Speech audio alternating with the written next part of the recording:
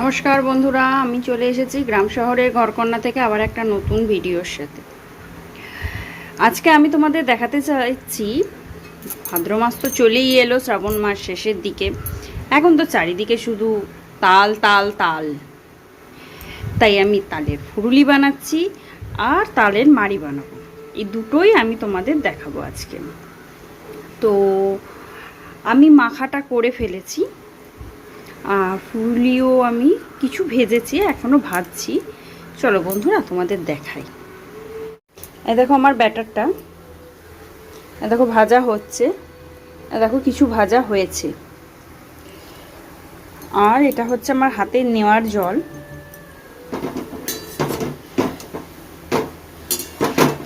তোমরা দেখেই বুঝতে পারছো ফুরুলিগুলো বেশ সুন্দর সুন্দর সাইজের হয়েছে, ছোট ছোট দিলেই কি ফুলে যাচ্ছে।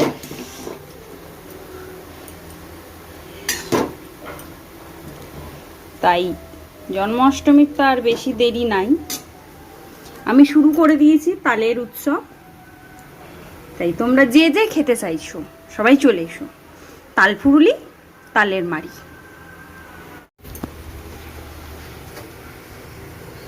দেখো বন্ধুরা, এই যে তাল মাড়ি, এটা বাতাসা দিয়ে গরম করা হবে, দিয়ে সুন্দর করে রাখা হবে।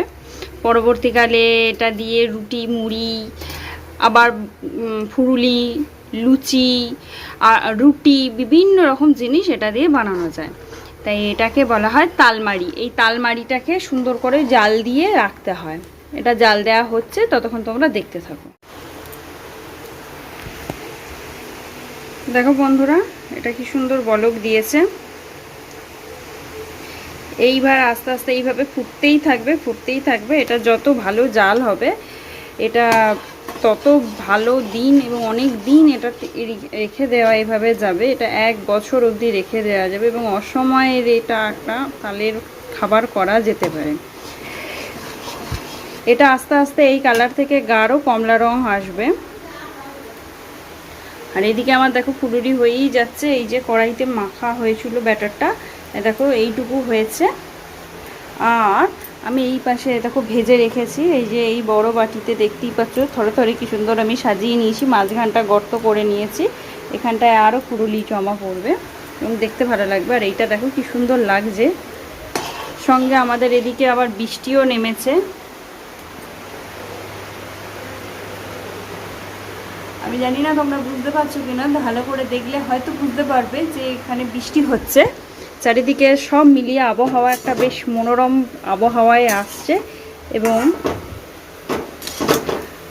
এই সমস্ত খাবার বানালে একটু ঠান্ডা গরম ব্যাপারটা থাকলে ভালোই লাগে। তা সব রকমই হচ্ছে। চলো ততক্ষণ সঙ্গে থাকো, দেখতে থাকো। দেখো বন্ধুরা, ফুরুলিগুলো আমার প্রায় ভাজা শেষ হয়ে গেছে। এখানে 1 বাটি হয়ে গেছে, আর এখানে 1 ঝুড়ি রয়েছে, এই যে। আর এখানে তো হচ্ছেই।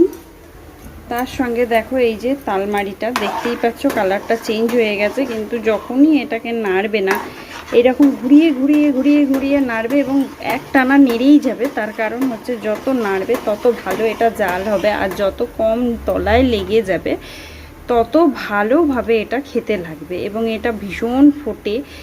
এটা খুব সাবধানে তোমরা করবে। আর এটা আগেকার দিনে খাবার প্রস্তুতি করা ব্যাপার, এখনকার দিনে এইগুলো খুবই বিরল। তবে হ্যাঁ বন্ধুরা, এইগুলো করে তোমরা দেখতে পারো, আশা করি খারাপ লাগবে না।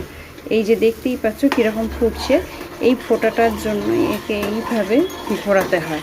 যত এটা ঘুরবে তত এটা আস্তে আস্তে আস্তে আস্তে কালারটা কালচে কালার আসবে। আশা করি দেখতেই পাচ্ছ, যখন আমি বসিয়েছিলাম তখন একদম হলুদ রং ছিল, এখন ধীরে ধীরে হলুদ রংটা যেতে যেতে যেতে যেতে কালচে হলুদ রং আসছে। এবং যত ভালো এটা জাল হবে তত এটা কালচে হলুদ রং ধারণ করবে এবং এটা খুব সুন্দর টেস্টি একটা খাবার খেতে হয়, সেই জন্য এটাকে প্রস্তুত করা হচ্ছে। দেখো বন্ধুরা, এটার রং কীরকম কমলা হয়ে গেছে। এটা জাল মোটামুটি হয়েছে আজকের মতো। রোজ একটু করে এখন দিন 7-8 ধরে জাল দিতে হবে, আরও ভালো করে ফোটাতে হবে, কিন্তু একদিনে এতটা ফোটানো সম্ভব নয়, তাই ফোটালাম না। আর এই দেখো এইখানে এই ইয়েগুলো হয়েছে, তালবড়াগুলো। আর এইখানেও দেখো তাল বড়া হয়েছে, এবার আমার মা পরিবেশন করছে। চলো আজকের মতন বন্ধুরা এই পর্যন্তই থাক, আগামীকাল আবার একটা নতুন ভিডিওর সঙ্গে আসছি, তোমাদের সঙ্গে দেখা হচ্ছে। ততক্ষণ অবধি তোমরা সবাই ভালো থাকো, সুস্থ থাকো, আমাকে প্রচুর লাইক করো, শেয়ার করো, কমেন্টস করো। Thank you, bye by.